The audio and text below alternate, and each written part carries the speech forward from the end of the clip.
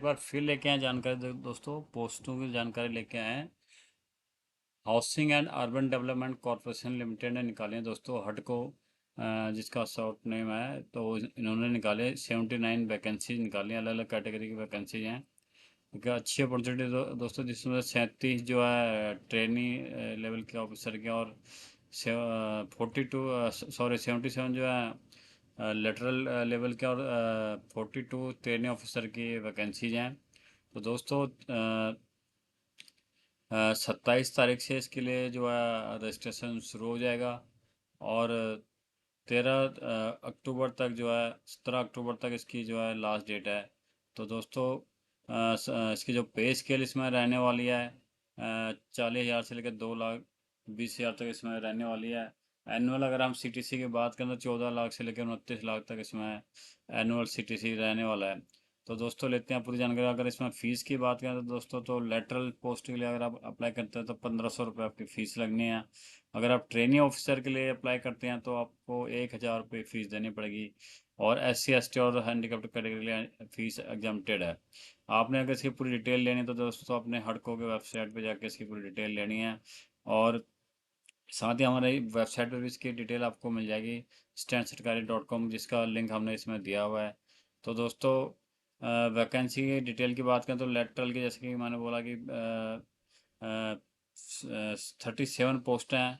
और इसमें जो अलग अलग कैटेगरी की जो कैटेगरी हैं पोस्टों में, जिसमें प्रोजेक्ट्स के हैं, फाइनेंस के हैं, HR एंड एडमिन के, IT इकोनॉमिक्स के हैं। और एज लिमिट इसमें 30 से 45 साल है। और अगर पे स्केल की बात करें तो इस सारी इसकी पे स्केल दी गई है दोस्तों। आपने वहाँ पे जाके अपने नोटिफिकेशन डिटेल में पढ़ लेना है। और अगर पोस्ट वाइज ब्रेकअप की बात करें तो प्रोजेक्ट में 15 पोस्ट हैं, फाइनेंस में 16, HR एडमिन में 3 पोस्ट हैं, और IT में 2 पोस्ट है, इकोनॉमिक्स में 1 पोस्ट है। इसी तरह ट्रेनिंग ऑफिसर की 42 वैकेंसीज हैं। इसमें मैक्सिमम एज 28 साल है। और इसमें भी अगर कैटेगरी वाइज पोस्ट हैं तो प्रोजेक्ट में 15 पोस्ट हैं, फाइनेंस में 14, लॉ में 3 पोस्ट हैं, HR एडमिन में 2 पोस्ट हैं, और IT में 2 पोस्ट हैं, इकोनॉमिक में 1 पोस्ट है। और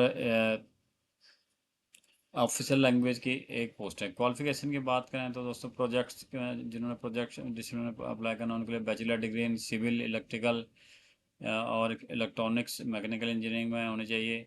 और डिजायरेबल है MBA 2 साल का। और मिनिमम मार्क्स 60% आपके होने चाहिए।